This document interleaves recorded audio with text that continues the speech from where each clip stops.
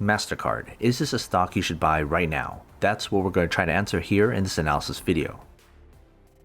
I like to simplify things, and I'm going to discuss 6 metrics in this analysis: earnings growth, PE ratio, dividends, return on equity, free cash flow, and intrinsic value. They're then put on a 0 to 99 grade scale so it's easier to visualize the different numbers I'm going to throw at you in this video.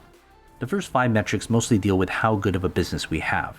No point investing if it's an undervalued piece of crap. That's why I save intrinsic value near the end.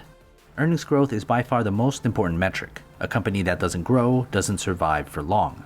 Here's what the growth looks like and whether the company is in the process of expanding its business in the future. For PE ratio, most people look at it as a valuation metric. I don't base my intrinsic value on the PE ratio. The PE ratio to me is a measurement of hype. Too high and there's just too many eager eyes on the stock. Too low and we might have a hidden gem. Here's what the hype looks like and whether too many investors and especially speculators are piling in on the stock. Dividends should be an obvious metric and something a lot of people ignore. I'm going to put it out there. If you buy a stock that doesn't pay you anything, you're speculating. You're not investing. Here's what the company is paying based on yield. I'll only consider something a true investment if it can pay me while I own its shares. For return on equity, it tells me a lot about the management. It shows me how efficiently my investment dollars will be treated if I were to buy the stock. Here's how efficient management is when it comes to how they handle my investment, which is a good indicator of whether they can make good use of it to grow their business. Free cash flow is my way to quickly evaluate how dominant of a company we're dealing with. The more cash available, the better opportunities to buy up other companies, the better to research, and more money for marketing. Here's how dominant of a business we have based on the cash coming in, which is what I consider building upon the company's economic moat against competitors.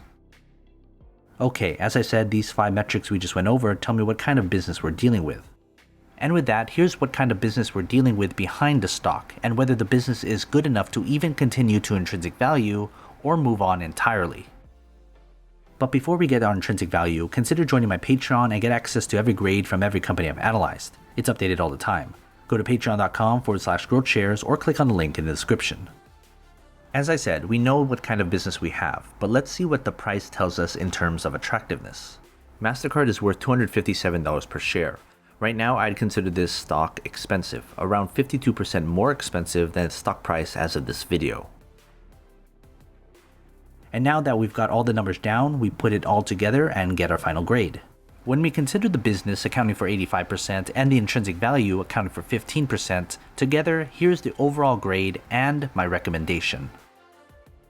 But hey, after this video comes out, anything can happen in the next few days, weeks, months, even years. But long term is always longer than you expect. Keep this in mind. It took Warren Buffett 45 years to become a billionaire. Invest wisely, and as always, take care of your money.